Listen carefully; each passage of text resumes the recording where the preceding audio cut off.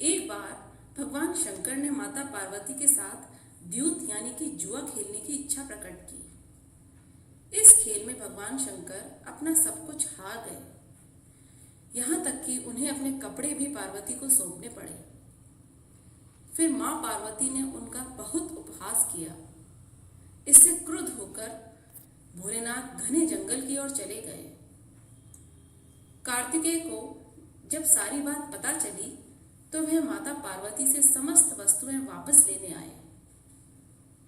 इस बार खेल में पार्वती जी हार गईं तथा कार्तिकेय शंकर जी का सारा सामान लेकर वापस चले गए। अब इधर पार्वती भी चिंतित हो गईं कि सारा सामान भी गया तथा पति भी दूर हो गए।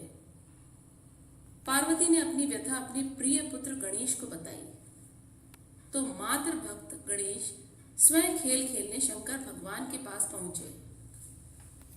गणेश जीत गए तथा लौटकर अपनी जीत का समाचार माता को सुनाया।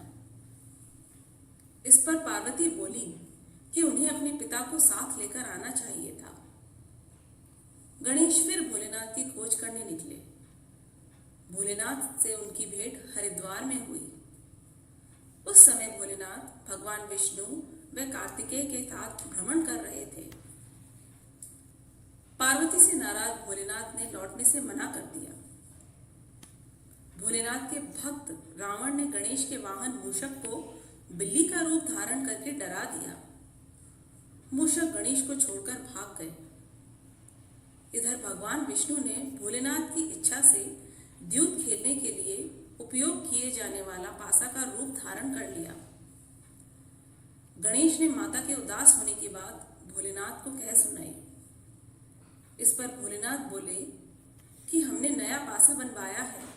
अगर तुम्हारी माता पुनः खेल खेलने को सहमत हो तो मैं वापस चल सकता हूं। गणेश के आश्वासन पर भोलेनाथ वापस पार्वती के पास पहुंचे तथा खेल खेलने को कहा। इस पर पार्वती हंस पड़ी।